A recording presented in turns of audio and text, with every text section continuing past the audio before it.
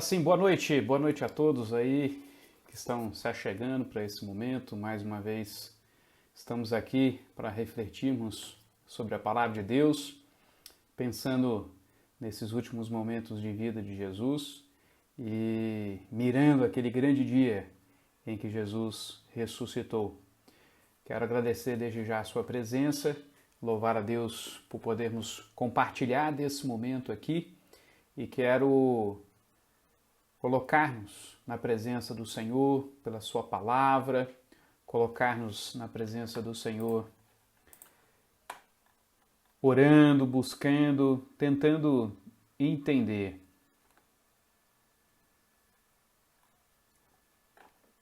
Entender mais do que o Senhor requer de nós, entender mais do que o Senhor coloca para nós. Vamos aguardar só um pouquinho aí para os irmãos poderem começar a entrar, alguns já estão entrando, e podermos assim continuarmos hoje. Bastante leitura bíblica, vamos ler bastante do texto bíblico, vamos tratar de todo esse processo que culminou na crucificação do nosso Senhor Jesus. Vamos nos deter aqui bastante no texto bíblico, então eu queria que você separasse esse tempo mesmo para estarmos juntos, tá bom? Obviamente aquilo que não chamar muita atenção para fazermos muitos comentários, vamos passar de uma forma mais rápida, mas o intuito é tentarmos ver vários detalhes que o texto bíblico nos dá para pensarmos e refletirmos um pouco sobre todo esse processo que é a nossa justificação objetiva. Objetivamente, é na morte de Cristo que nós temos a nossa justificação. É na morte de Cristo que nós obtemos o pagamento pelos nossos pecados. Tá? Não é no momento em que efetivamente temos a fé. A fé é o que nós chamamos e que nos traz a justificação subjetiva, que é quando os efeitos da morte de Cristo são aplicados diretamente a mim. Entendemos, por exemplo, que quando Paulo fala aos Romanos, capítulo 8, no verso 30, e aos que foram chamados, a esses foram justificados, que essa justificação é justamente a subjetiva, ou seja, é aquele momento em que eu passo a desfrutar daquilo que Cristo objetivamente fez na cruz. Então é esse momento que nós estamos tratando, é dessa justificação que nós estamos trabalhando aqui com a morte de Cristo, um momento tão importante para a igreja. Tá? Vamos iniciar então orando, agradecendo a Deus por esse tempo que nós temos aqui e pedir a Deus sua orientação, pedir a Deus a sua iluminação por meio do seu Santo Espírito para que possamos entender o texto bíblico. Deus amado, eu quero lhe agradecer por mais uma vez estarmos aqui. Por mais uma vez, Senhor, podermos abrir a Tua palavra, podermos estudá-la, termos a liberdade, ó Deus, de tê-la em nossos lares com tranquilidade. E te agradeço, ó Deus, que numa circunstância difícil que temos passado, Tua palavra tem sido alento. Aprender mais de Ti, ó Deus, tem sido motivação. E por isso nos abençoe, Senhor, nesse momento que temos aqui, para que diante de Ti possamos contemplar, ó Deus, o horror dos nossos pecados, o horror do quão hediondo nós somos, ó Deus, a ponto de condenarmos o justo, o inocente, a ponto, ó Deus, de que somente Cristo Jesus poderia fazer esta obra em nosso lugar, ó Pai. Ajuda-nos nesse tempo, ó Deus, nós te imploramos, no nome de Cristo Jesus, o nosso Redentor. Amém. Então, continuando pelo caminho aí de Mateus, capítulo 26, agora vamos transitar entre o capítulo 26 e 27. A palavra do Senhor nos diz assim a partir do verso 57. Abra aí, portanto, Mateus, capítulo 26, a partir do verso 57. O Senhor nos diz: e os que prenderam Jesus o levaram à casa de Caifás, o sumo sacerdote, onde se haviam reunidos os escribas e os anciãos. Mas Pedro o seguia de longe até o pátio do sumo sacerdote. E, tendo entrado, assentou-se entre os serventuários para ver o fim. Ora, os principais sacerdotes e todo o sinédrio procuravam algum testemunho falso contra Jesus, a fim de o condenarem à morte. E não acharam, apesar de se terem apresentado muitas testemunhas falsas.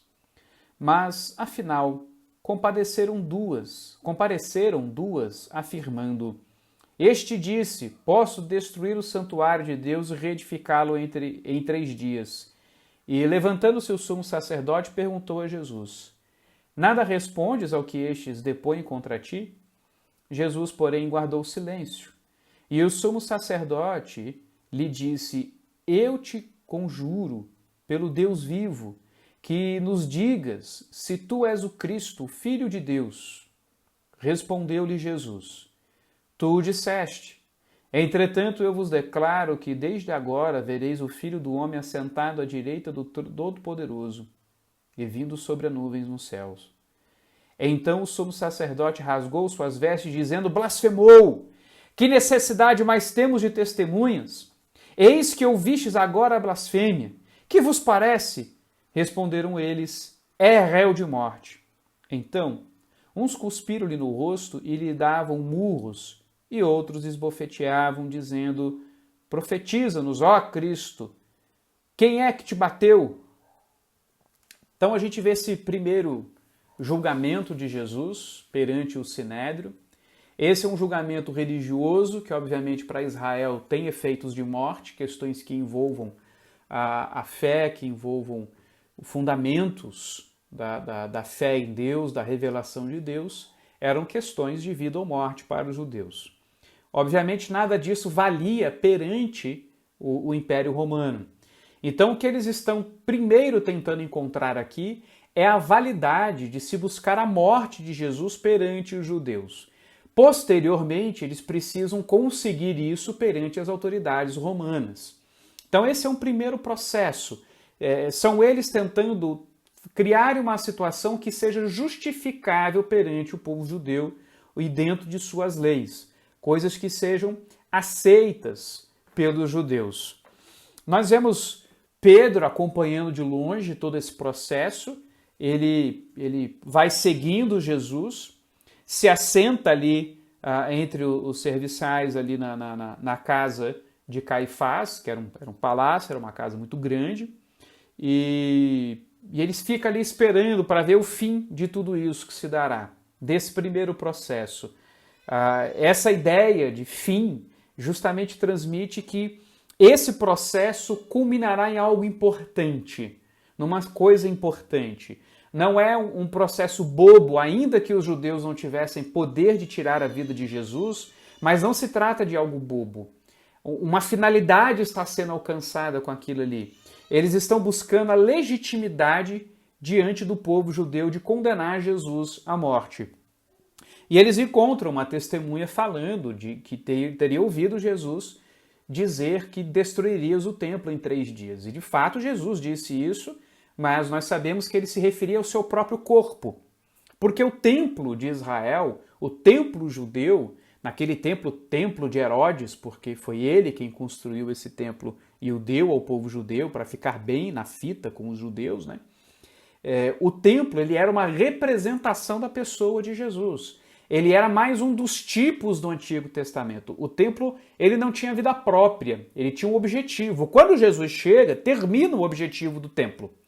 Essa é uma das razões, por exemplo, que nós não devemos chamar os lugares onde nós nos reunimos de casa de Deus. Não faz sentido, porque o templo mesmo, onde Deus habitou, onde Deus se fazia presente em Israel, encontrou o fim de sua necessidade ou de sua justificativa de existência na vinda daquele que é o templo, onde o sacrifício é feito, ou seja, o próprio corpo de Jesus.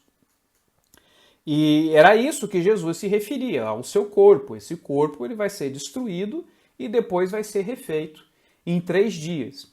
E, interessantemente, a pessoa fala dessa destruição e dessa reedificação em 3 dias, e eles não param para pensar, mas espera aí, como assim? Ele diz que vai destruir o templo e vai refazê-lo em 3 dias. Como é que pode uma situação dessa? O que ele quer dizer com isso? Ou seja, eles não estão preocupados com o sentido das coisas. Qualquer testemunho, qualquer coisa com áreas de blasfêmia, com áreas de ameaça, seria utilizado contra Jesus. Então Jesus ele fica calado, ele fica em silêncio, ele é a ovelha muda que está sendo entregue aos seus tosqueadores, né? Como o profeta diz. Mas lhe é feita uma pergunta direta se ele é quem ele diz ser, quanto à sua identidade. E Jesus declara não só que ele é quem diz ser, ele confirma o que ele vem pregando, o que ele vem declarando.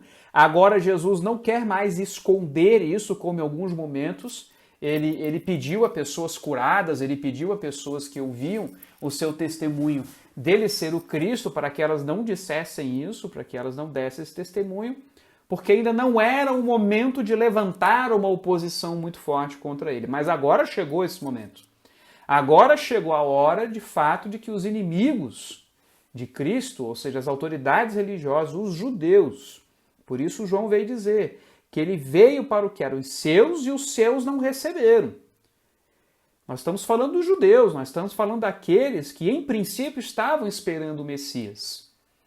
E eles estão diante do Messias, eles viram, muitos desses viram milagres de Jesus, muitos desses receberam testemunho de outras pessoas que viram diretamente os milagres de Jesus, mas ainda assim não criam em Jesus. Isso nos leva a uma questão interessante, um pequeno parêntese aqui, de que milagre não produz fé. Milagre não é um meio de que a fé seja produzida. Os milagres não eram feitos para que as pessoas pudessem crer. Milagres eles eram feitos para dar sinais de que aquela pessoa que estava fazendo e operando o milagre deveria ser ouvida. De que algo que foi prometido e profetizado estava se cumprindo. Então nós não temos uma relação direta entre milagre e fé. Tá? O que nós temos é uma relação entre milagre e sinais. A fé é dom de Deus, é algo que Deus dá. Nós estamos vendo aqui um sinédrio que tinha testemunho dos milagres de Cristo, nós estamos vendo um sinédrio que ouviu testemunho de pessoas do que Cristo fez, e eles mesmos viram coisas, e viram pessoas que eles sabiam que eram doentes de nascença, como aquele jovem que foi curado de sua cegueira, e que eles não tinham como negar que algo aconteceu. Mas mesmo diante disso, eles renegam Jesus. Os seus não receberam. E eles consideram que essa palavra de Jesus, quando ele diz que vereis o Filho do Homem assentado à direita do trono do Todo-Poderoso, isso é uma blasfêmia. Porque ele estar à direita do Todo-Poderoso é estar numa posição de uma proximidade, uma igualdade com Deus. Jesus se coloca numa posição que para eles é inadmissível, que para eles não faz o menor sentido ele continuar vivo fazendo esse tipo de declaração. Então eles já decretaram agora, nós alcançamos a legitimidade para dizer para o povo judeu de que este homem deve ser morto. Aí a narrativa foca agora na pessoa de Pedro, para mostrar como Jesus estava sozinho. Ainda que Pedro o seguisse, a ênfase do texto é que Pedro o seguia de longe. E agora nós vamos ver o temor deste homem, que há bem pouco tempo estava arrancando a orelha de um soldado, e há bem pouco tempo estava declarando amor e sem fim a Jesus Cristo, e ele vai temer uma criada. Diz o texto: ora, estava Pedro assentado fora no pátio, e aproximando-se uma criada lhe disse: também tu estavas com Jesus o Galileu. Ele, porém, o negou, dizendo diante de todos, dizendo: não sei o que dizes. E saindo para o alpendre, foi ele visto por outra criada, a qual disse aos que ali estavam: este também estava com Jesus o Nazareno. E ele negou outra vez com um juramento: não conheço tal homem. Logo depois aproximaram-se os que ali estavam, disseram a Pedro, verdadeiramente és também um deles, porque o teu modo de falar o denuncia. Ou seja, ele estava numa região, na Judéia, e ele tinha um modo de falar galileu. Ele era da Galileia. E todos que acompanhavam Jesus eram da Galileia. Jesus foi reconhecido como sendo alguém que começa o seu ministério na Galileia, está ali na Galileia, fala como um galileu. Então ele fala, tem um sotaque da região da Galileia, o que é próprio entre os discípulos de Jesus, mas Pedro insiste, né, pragueja e jura, dizendo, não conheço esse homem, eu não o conheço. E imediatamente cantou o galo. Então Pedro se lembrou da palavra que Jesus lhe dissera, antes que o galo cante, tu me negarás 3 vezes. E saindo dali chorou amargamente. Pedro ele encara a realidade de que ele é um inútil por conta própria. Como todos nós somos servos inúteis. Pedro encara a realidade de sua fraqueza, do quão medroso ele é, do quão pequeno ele é. E ele chora amargamente porque está lançado diante do seu rosto o seu pecado, está lançado diante do seu rosto a sua pobreza espiritual. E bem-aventurado o pobre de espírito, porque herdará o reino dos céus, e porque ele chora a sua pobreza, ele chora a sua pequenez. Isso é ser bem-aventurado. Quando você reconhece onde você está, quando você reconhece a realidade em que você vive, você está pronto para receber o consolo de Deus. Vai demorar um pouco, mas Pedro vai receber esse consolo. Ao romper do dia, capítulo 27, verso 1 agora. Ao romper do dia, todos os principais sacerdotes e anciãos do povo entraram em conselho contra Jesus para o matarem. E amarrando-o, levaram-no e entregaram ao governador Pilatos. Então, Judas, o que traiu, vendo que Jesus fora condenado, tocado de remorso, devolveu as 30 moedas de prata aos principais sacerdotes e aos anciãos, dizendo... Antes da gente continuar com a fala de Judas, esse pequeno intervalo aí de 2 versos, ele é significativo. Porque agora os judeus eles estão dando o próximo passo no seu plano. Primeiro, eles já legitimaram todo esse processo de entregar Jesus à morte ou de desejar a morte de Jesus, encontrando uma acusação que fosse cabível ao povo judeu. Agora eles precisam que o Império Romano chancele isso. Eles não têm o direito de tirar vidas e aplicar penalidades nesse nível. A única coisa que os judeus poderiam fazer é algum tipo de sanção religiosa dentro do povo, mas matar era algo que necessitava da chancela do Império Romano. O Império Romano tinha de interpretar essa morte, essa pena sobre Jesus. Então eles levam diante de Pilatos. E porque eles têm uma segurança de levar e a esperança de conseguirem o seu alvo, os governadores eles tinham uma tendência diante dos povos dominados de procurarem conceder algumas vontades a estes povos. Então, se os judeus conseguissem demonstrar que Jesus causava muitos problemas, de que Jesus era um empecilho muito grande aos judeus, seria da tendência de Pilatos, então, fazer a vontade deles, né? Conceder o que eles desejavam, de modo que ele, assim, iria matar Jesus para agradar, para evitar um levante dos judeus contra ele. Ele queria manter a calma das coisas. Tá? O que interessava para Roma era o dinheiro dos impostos. Dominar aquela terra, ter a terra, significava dinheiro de imposto. Significava mais riqueza para o Império Romano. O Império Romano pouco se importava, na verdade, com um bem-estar individual. O Império Romano pouco se importava com direitos individuais de quem não fosse cidadão romano. Tá? O que Roma queria era o dinheiro desses povos dominados e que eles não trouxessem problema. Então, o que importava aos governadores das províncias era trabalhar a diplomacia, o convívio com essas autoridades. Só quando eles entendessem que a autoridade do Império Romano estava sendo colocada em xeque é que eles recusavam ou agiam com violência em cima dos povos dominados, como em cima dos povos judeus, o que veio ocorrer no ano 70 com a queda de Jerusalém. Mas então é isso que eles estão buscando, essa legitimação para que o Império Romano então empretasse ou aplicasse a pena de morte sobre Jesus.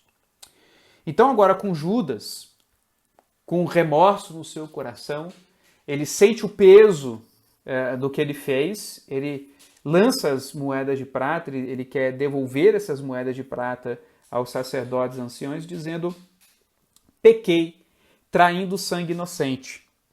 Eles, porém, responderam: que importa? Isso é contigo. Então Judas, atirando para o santuário as moedas de prata, retirou-se e foi enforcar-se. Ou seja, Judas passa a ter um desprezo pelo que ele fez. Ele consegue conceber a grandeza do que ele fez, mas ele não consegue conceber isso a partir de uma perspectiva de fé. É um remorso com resultados pecaminosos. É um remorso em que ele quer resolver a partir de suas próprias capacidades, a partir de suas próprias ideias. O remorso da fé, a culpa na fé, me conduz a buscar refúgio em Cristo, a buscar os meios bíblicos para resolver a minha fé, a minha culpa. Eu não procuro o suicídio como Judas veio fazer. Retirou-se para enforcar-se. Percebe? Isso não é uma saída da fé. Entenda, a Bíblia está colocando de tal forma Judas e os demais discípulos, dizendo, olha, eles estão muito próximos, mas perceba a diferença de ser Judas aquele levantado para atrair Jesus, de ser Judas aquele que foi colocado para trair Jesus. Judas se mata. Pedro fica tremendamente triste, mas não chega no mesmo ponto. Então nós estamos vendo aqui um coração de um homem que metia a mão no dinheiro, que era hipócrita e que mesmo na hora que ele sente algum remorso, ao ver o inocente ser condenado por sua culpa, ele toma uma decisão ímpia, ele toma uma decisão indevida. Ele não busca os meios da fé, nem mesmo, ele ainda não tinha plena consciência do significado de Jesus, ali ninguém tinha ainda, né? Essa ideia da justificação que nós temos, mas ele não procura apresentar uma oferta, ele não procura apresentar um sacrifício pelo seu pecado, ele procura morrer, ele procura matar-se, como se o seu sangue pudesse resolver o que ele fez. Então, em cima de seu pecado, ele joga mais pecado. E os principais sacerdotes, tomando as moedas, disseram: não é lícito deitá-las no cofre das ofertas, porque é preço de sangue. Eles conseguem enxergar o que eles estão vendo aqui. Eles são tão dedicados em sua pecaminosidade, eles são tão dedicados no mal que eles estão fazendo ali, que mesmo conscientes de tudo isso, eles separam, eles purificam o dinheiro, o restante do dinheiro, deixando de lado esse dinheiro, porque eles sabem que eles compraram a traição, eles compraram a vida de uma pessoa com esse dinheiro. Ou seja, perceba como hediondo é o coração do ser humano, que mesmo diante da realidade do que eles fazem, mesmo eles reconhecendo que há uma distinção entre aquelas moedas de prata de outro dinheiro digno que é colocado ali no templo, eles se mantêm no rumo do que estão fazendo. E tendo deliberado, compraram com aquelas moedas o campo do oleiro para cemitério de forasteiros, ou seja, e aqui cabe até um pouquinho da xenofobia deles, até um pouquinho desse orgulho judeu que havia e de considerar os outros ímpios e indesejáveis, a ponto de que eles, não querendo que forasteiros fossem enterrados no seu próprio cemitério, eles compram uma área com o dinheiro sujo para enterrar as pessoas que eles consideram sujas. É pecado sobre pecado. É um coração contumaz que parece que percorre todo o caminho necessário para pecar. É o que diz Jeremias, né? O coração do homem é desesperadamente corrupto. Então se cumpriu o que fora dito por intermédio do profeta Jeremias.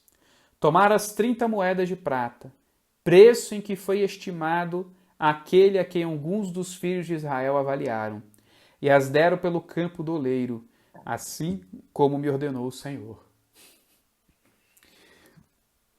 Tudo isso, dentro do teatro cósmico de Deus, é o desempenho de um papel realizado por cada um que nasceu para esse propósito. Esses homens nasceram para fazer o que fizeram e para cumprirem a palavra de Deus. Entenda o seguinte, as profecias bíblicas, elas não são um roteiro para que o futuro, então, no futuro, as pessoas olhem para trás, olhem para as profecias e digam, chegou a hora de fazermos isso. Olha só, precisamos cumprir o que aqui está escrito. Não. O fato vai ocorrer e Deus conta com antecedência o que vai ocorrer. Percebe? Deus está de fato contando o que ele vai fazer. E isso é extremamente importante para compreendermos como Deus está no controle de tudo isso que está acontecendo. O nosso Senhor está voluntariamente, como um bom pastor, entregando sua vida em favor de suas ovelhas. E agora Jesus chega perante Pilatos. Jesus estava em pé ante o governador, e este o interrogou dizendo, és tu o rei dos judeus? Respondeu-lhe Jesus, tu o dizes. E sendo acusado pelos principais sacerdotes e pelos anciãos, nada respondeu, ele continuou como ovelha muda, diante de seus tosqueadores. Então lhe perguntou Pilatos, não ouves quantas acusações te fazem? Jesus não respondeu nenhuma palavra, vindo com isto a admirar-se grandemente o governador. Ou seja, não havia aquele desespero da parte de Jesus tentando provar sua inocência, lutar por sua vida. Não era isso que Jesus estava fazendo ali, ele estava entregando a sua vida. Se Jesus começasse a argumentar, facilmente ele destruiria toda aquela artimanha que foi criada, mas não era esse o objetivo, ele queria manter o que estava sendo feito. Ora, por ocasião da festa, costumava o governador soltar ao povo um dos presos, conforme eles quisessem. Naquela ocasião, tinham eles um preso muito conhecido chamado Barrabás. Estando, pois, o povo reunido, perguntou-lhes Pilatos, a quem quereis que eu vos solte? A Barrabás ou a Jesus chamado Cristo? Cristo significa ungido. Porque sabia que, por inveja, o tinham entregado. Ou seja, Barrabás ele está colocando a coisa de uma forma para que a escolha não seja dele. Barrabás não, Pilatos, perdão. Pilatos ele coloca a coisa dessa forma porque se ele escolhe libertar Jesus porque ele sabe que Jesus é inocente, aquilo é uma artimanha, ele vai suscitar a ira e a inimizade dos líderes judeus e de todos aqueles que estão acompanhando as ideias desses líderes judeus. Se ele, então, mata Jesus, ele sabe que está matando sangue inocente. Então, o que ele quer fazer é tratar a coisa de tal modo para que a escolha não seja dele. É um covarde, na verdade. Isso mostra que a covardia dos discípulos se assemelha à covardia dos incrédulos. É a falta de fé na palavra de Deus que leva um Pedro a negar. É a falta de fé na palavra de Deus que leva os discípulos a se dispersarem quando Jesus é preso.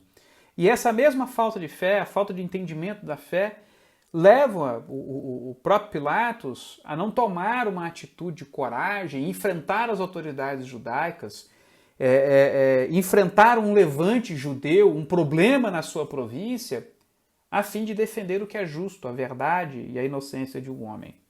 Então ele quer entregar Jesus na mão do povo.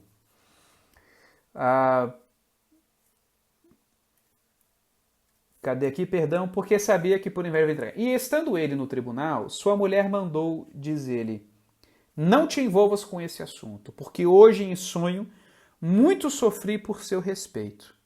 Mas os principais sacerdotes e os anciãos persuadiram o povo a que pedisse Barrabás e fizesse morrer Jesus.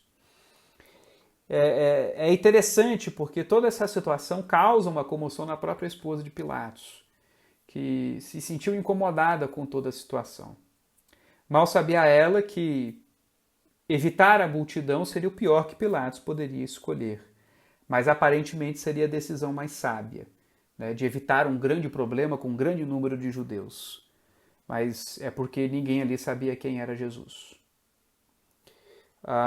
Replicou-lhe Pilatos, então: que farei então de Jesus chamado Cristo? Seja crucificado. Perdão, eu pulei, né? Qual dos dois quereis que eu vos solte? Responderam-lhe: Barrabás. Replicou-lhe Pilatos: que farei então de Jesus chamado Cristo? Seja crucificado. Responderam todos. Que mal fez ele? Perguntou Pilatos. Porém, cada vez clamavam mais: seja crucificado. Então, dá para entender, obviamente, como um ser humano limitado como nós somos, Pilatos vê aquela multidão se levantando, ou seja, é muito maior o problema de enfrentar a multidão do que simplesmente pegar o inocente e entregar ele à morte. Vendo Pilatos que nada conseguia, antes pelo contrário aumentava o tumulto, mandando vir água, lavou as mãos perante o povo, dizendo: estou inocente do sangue desse justo. Fique o caso convosco. E o povo todo respondeu: caia sobre nós o seu sangue e sobre nossos filhos. Veja a ira deles. Então Pilatos soltou Barrabás e, após haver açoitado Jesus, entregou para ser crucificado. Então, esse julgamento ele é necessário porque precisávamos que o inocente fosse entregue à morte. As coisas precisavam ser armadas, porque se elas não fossem armadas, o inocente seria liberto. E nós precisávamos de um inocente que chegasse à cruz, como inocente, como injustiçado. Pilatos vê que Jesus é inocente, mas o processo culmina na condenação desse inocente. Ele é tido como um dos pecadores. Ele é contado como um malfeitor. Ele é contado como aquele que é igual a Barrabás, a ponto de que o povo, aliás, ache melhor Barrabás. Esse processo tinha que ser assim. Jesus não podia chegar na cruz como alguém de fato condenado, como alguém que era de fato reconhecido como um malfeitor verdadeiramente. Uma autoridade o condena e o entrega à morte inocentemente. Jesus não descumpriu nenhuma lei de Deus, Jesus não descumpriu a lei romana. Ele era totalmente inocente nessa situação. O inocente sendo entregue por nós. Então Jesus é entregue aos soldados.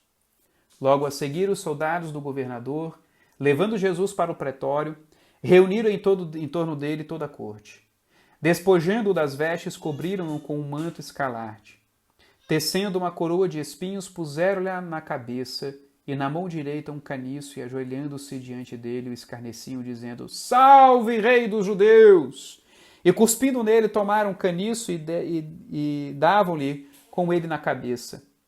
Depois de o terem escarnecido, despiram-lhe um manto e vestiram com as suas próprias vestes. Em seguida o levaram para ser crucificado. Nós não estamos falando de um homem que simplesmente, de um inocente que foi condenado. Nós estamos falando de um inocente que está sendo escarnecido, achincalhado, humilhado. Nós estamos vendo aqui o peso dos nossos pecados sobre Jesus Cristo, como os nossos pecados não simplesmente exigem a morte, mas humilhou, esmigalhou Jesus. Essa é a grandeza da nossa pecaminosidade. Essa é a grandeza de quem nós somos como pecadores.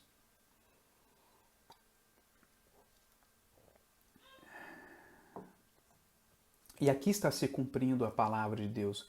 Aqui está se cumprindo o profeta que dizia: lançaram sorte sobre suas vestes. Mais e mais nós vemos quão detalhadamente tudo aquilo que Jesus viria fazer já vinha sendo contado desde os profetas.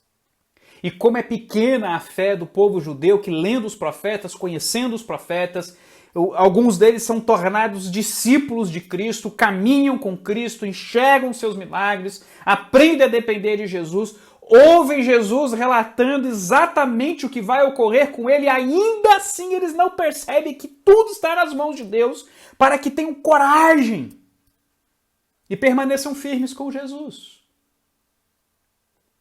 Em tudo isso fica clara a grandeza da nossa incredulidade. Não é à toa que os judeus encaram o próprio Messias, a quem diziam esperar, e não o recebem. E não o recebem. As escamas de nossos olhos não podem ser tiradas por simples raciocínio, por simples pesquisa, por simplesmente ler as Escrituras. Precisamos da obra do Espírito Santo sobre nós. Ao saírem, encontraram um sirineu chamado Simão, a quem obrigaram a carregar-lhe a cruz. Ou seja, eles bateram tanto em Jesus, o escarneceram tanto que Jesus já não suportava mais carregar o peso de sua cruz. Fisicamente, Jesus chegou ao seu limite. Como um homem que é, Jesus fisicamente está entregue. Então, chegando ao lugar chamado Gólgota, que significa lugar da caveira, então você já vê que quem chega ali não pode esperar boa coisa, é um lugar da caveira, não é o lugar da festa, do piquenique, do banquete, é o lugar da caveira. Deram-lhe a beber vinho com fel, mas ele, provando, não quis beber, porque ele não ia beber mais vinho. Ele falou que enquanto ele não retornasse para poder banquetear com o seu povo novamente, ele não iria beber mais do vinho. Então ele não aceita o vinho. E depois de o crucificarem, repartiram entre si as suas vestes, tirando a sorte, que é o que a Escritura dizia, lançaram sorte sobre as suas vestes, e assentados ali o guardavam. Por cima da sua cabeça puseram escrita a sua acusação: Este é Jesus, o Rei dos Judeus. Imagine um rei crucificado com uma cruz de espinhos na sua cabeça, transpassados por pregos, colocado entre ladrões. Extremamente humilhante, mas era verdadeiro. Ele é o rei não só dos judeus, ele é o Rei dos reis, Senhor dos senhores. Perceba o esvaziamento que Jesus faz de si. Ele não deixou de ser Deus, ele não abandonou algo, ele assumiu uma posição, ele se entregou a uma posição, aceitou a imposição de pecadores sobre si, que ele não tinha de fazê-lo. Esvaziar-se significou necessariamente ser humilhado, porque é o Deus que é reconhecido como um simples homem, é o Senhor dos senhores que é reconhecido como um servo, a ponto de ser humilhado, rebaixado. Um inocente que é tido como culpado, que recebe o tratamento de um culpado. É essa humilhação que nosso Redentor se coloca,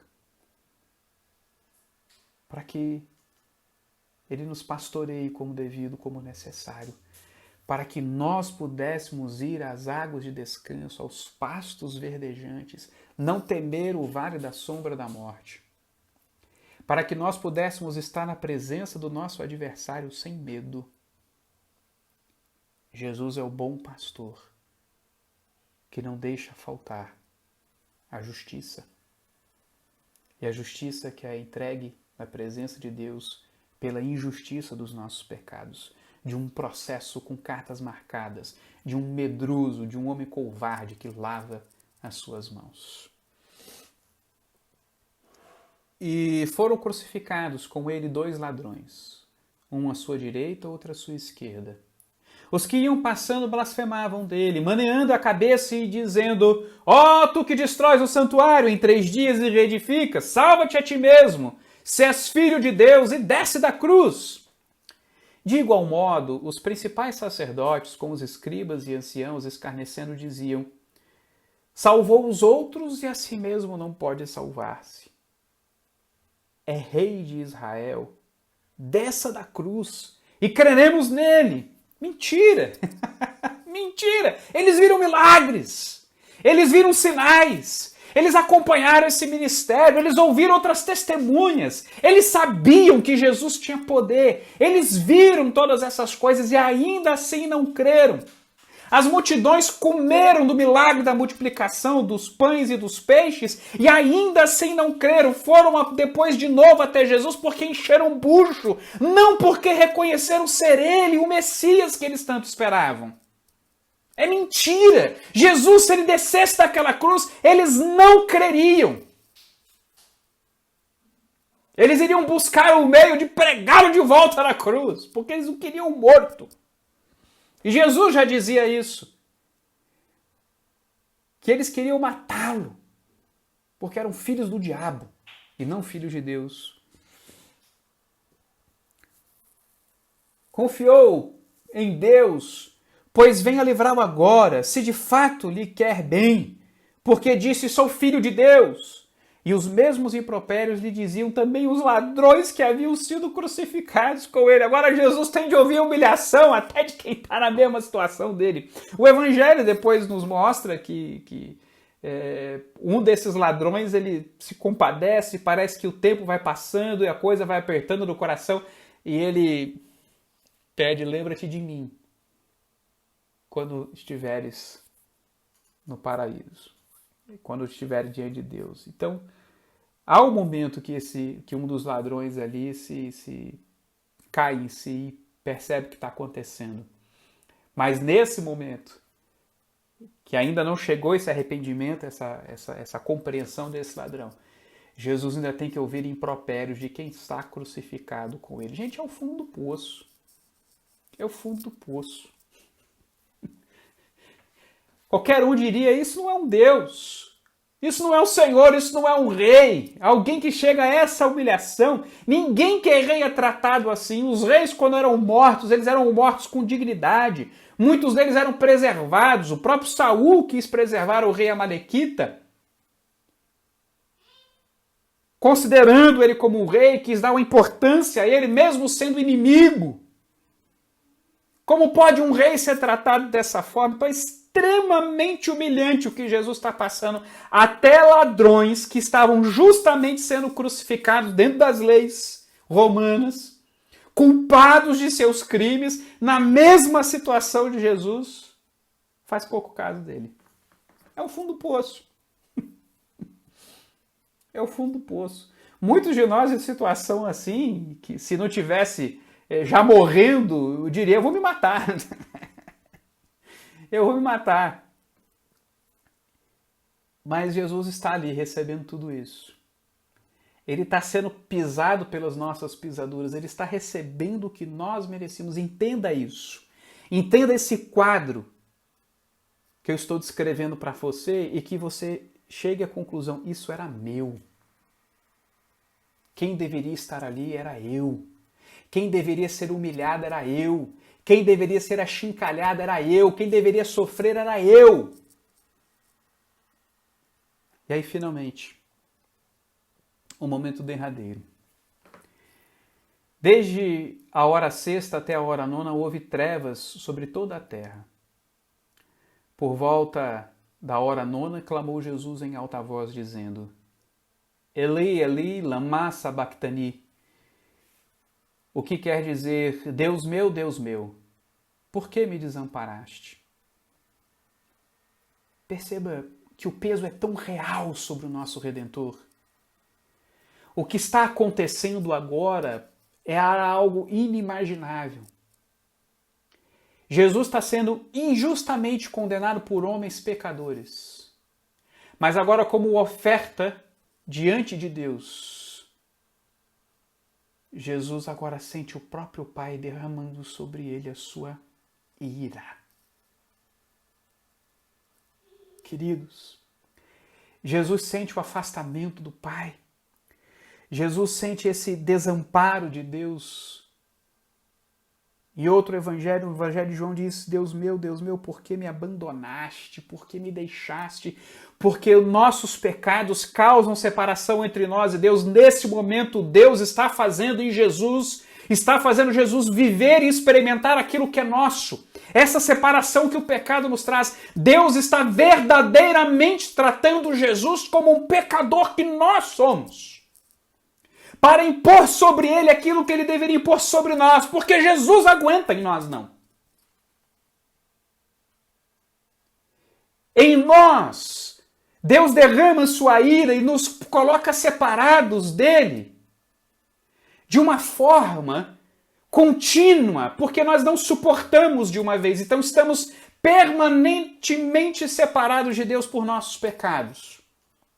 Mas Cristo suporta essa ira de uma única vez. Suporta essa separação de uma única vez. E Deus derrama toda a sua ira pelos pecados de seu povo, a ponto de que Jesus verdadeiramente se sente separado de seu Deus, porque ele está sendo tratado pelo Pai como o Pai trata o pecador. Isso não é uma fantasia, isso não é aqui algo que Jesus está falando por falar, não é uma encenação. Verdadeiramente Jesus está sendo tratado pelo Pai como pecador, porque o Pai agora está nos vendo em Jesus, para que ele veja Jesus em nós. Esse é o ponto.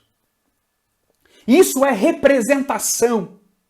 E Jesus receber o que é o nosso é verdadeira substituição, para que Deus então impute em Cristo a sua ira, o nosso pecado, para que em nós ele impute o amor e o perdão e a justiça de Cristo. Representação, substituição e imputação. Quem já teve aula de classe catecúmenos comigo, presta bastante atenção nos meus sermões, sabe que como esses conceitos são importantes, porque é isso que está acontecendo aqui. O nosso representante está nos substituindo naquilo que era nosso, recebendo sobre si o que era nosso, para que nós possamos receber o que é dele. A diferença é que Jesus consegue absorver toda a ira de Deus, Jesus consegue satisfazer a justiça de Deus, de modo que ele não fica mais eternamente separado por Deus, ou de Deus. Mas ele recebe verdadeiramente esse peso a ponto de ser morto por nossos pecados.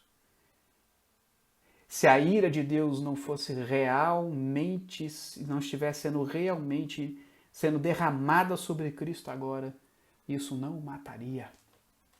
O que matou Jesus não foi a cruz em si, foi o peso que Deus deu sobre aquela cruz. Com sua ira, que era nossa, que era minha, que era sua.